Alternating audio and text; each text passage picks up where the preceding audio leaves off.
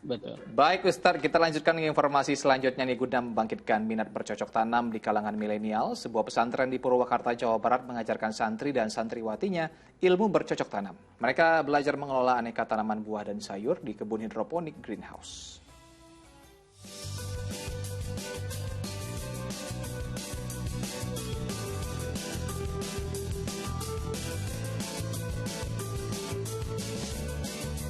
Beginilah aktivitas bercocok tanam sebagian santri di Pondok Pesantren Minatul Huda, Kecamatan Pleret, Purwakarta, Jawa Barat. Di sini para santri maupun santriwati tidak hanya diajarkan dan belajar ilmu agama. Mereka juga diberi pengetahuan dan kesempatan untuk mengelola aneka tanaman di kebun hidroponik milik pesantren. Area seluas 8.000 meter ini ditanami berbagai tumbuhan sayur serta buah. Di antaranya cabai, bawang, tomat, anggur, hingga melon. Hasil tanam para santri digunakan untuk keperluan pesantren serta dijual ke pasaran. Bahkan di tengah melonjaknya harga cabai, kebun tersebut mampu menghasilkan 4 hingga 5 kali panen cabai dengan keuntungan mencapai puluhan juta rupiah. Cabai per panen itu ya 1 kintal sampai 2 kintal 1 kali panen. Kalau satu musim bisa 2 ton 3 ton. Kegiatan bercocok tanam sama sekali tidak mengganggu pelajaran agama para santri. Bahkan, mereka bisa memperoleh ilmu tambahan untuk bekal saat lulus nanti. Dan itu juga ada aktivitas seperti kita berkebun, bercocok tanam. Kita mendapatkan banyak ilmu di sini. Aktivitas pertanian di pesantren ini diharapkan dapat menarik minat generasi muda untuk belajar ilmu bercocok tanam. Zainal Arifin melaporkan dari Purwakarta, Jawa Barat. Masya Allah Ustadz, ternyata bekal ilmu yang bisa diperoleh di pesantren tidak hanya ilmu agama, tapi juga ini ada ilmu bercocok tanam juga Ustadz ya. Dan salah satu bukti bahwa pesantren mengembangkan dan memberikan berbagai ilmu pengetahuan juga untuk bekal mereka setelah keluar dari pesantren tersebut begitu Ustadz ya. Menurut Ustadz bagaimana nih Ustadz?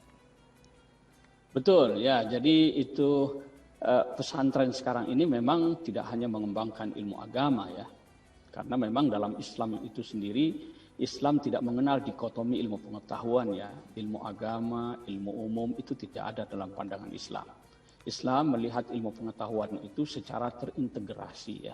Pokoknya segala sesuatu yang bisa menghantarkan kita untuk menjalankan fungsi sebagai khalifatullah, memakmurkan bumi, membangun bumi ini sesuai dengan ketetapan Allah, itu adalah ilmu yang harus kita pelajari ya.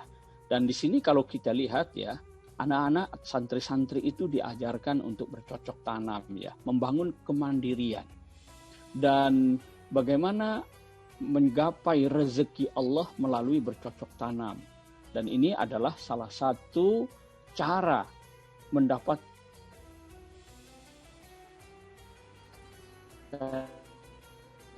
rezeki yang terbaik. Ayyul kasbi atyab. Usaha apa yang paling baik untuk mendatangkan rezeki itu? Salah satunya Rasulullah mengatakan amalur rajuli biyadihi. Jadi kerja seseorang dengan tangannya. Ini kan bercocok tanam dengan tangannya ya. Mereka berusaha untuk mandiri, tidak bergantung kepada orang lain. Dan pesantren ini juga kalau kita lihat tadi ya, selain bisa memenuhi kebutuhan santri, itu bisa dijual dengan keuntungan yang sangat luar biasa. Ini satu contoh bahwa pesantren itu bukan hanya lembaga pendidikan pengajaran, tapi menjadi salah satu fondasi perekonomian di kita ini ya. Jadi pesantren itu memang unik ya. Dia bukan hanya lembaga pendidikan, tapi juga dia lembaga sosial, bahkan bisa menggerakkan perekonomian masyarakat, termasuk melakukan perubahan di tengah masyarakat. Ini peran yang sangat luar biasa dari sistem pendidikan pesantren yang ada di Indonesia. Nah Ustadz kan pernah sekolah pesantren di luar negeri Ustadz ya. Apa saja yang didapat di sana Ustadz? Mungkin selain belajar agama Ustadz mendapatkan ilmu-ilmu yang lain begitu Ustadz, mungkin bisa menjadi inspirasi untuk para yayasan-yayasan yang ingin membangun pesantren ataupun yang sudah membangun pesantren sekarang Ustadz. Jadi bisa diaplikasikan ke tempat mereka gitu. Ya, saya menjadi santri ini tidak kurang dari 23 tahun ya Mas ya. Itu pesantren di Indonesia itu kurang lebih saya tempuh selama 9 tahun ya. Lalu kemudian di luar negeri itu hampir 13-14 tahun ya. Berbagai macam pesantren itu saya masuki. Kalau di tanah air itu memang pesantren kita ini macam-macam ya. Coraknya itu. Ada yang modern, ada yang sangat tradisional. Ya. Yang tradisional itu bahkan kita masak sendiri, mencuci sendiri. Ya. Itu melatih kemandirian. Pesantren itu juga menanamkan kedisiplinan. Bahkan juga mengajarkan kepemimpinan. Jadi pesantren itu adalah kehidupan. Bukan hanya orang tempat belajar ilmu ya. Tapi di situ pendidikan karakter. Di situ pendidikan kepemimpinan, leadership ya. Nah kalau di Mesir itu di Al-Azhar ya, itu juga banyak santri-santri dan Al-Azhar menyediakan asrama ya.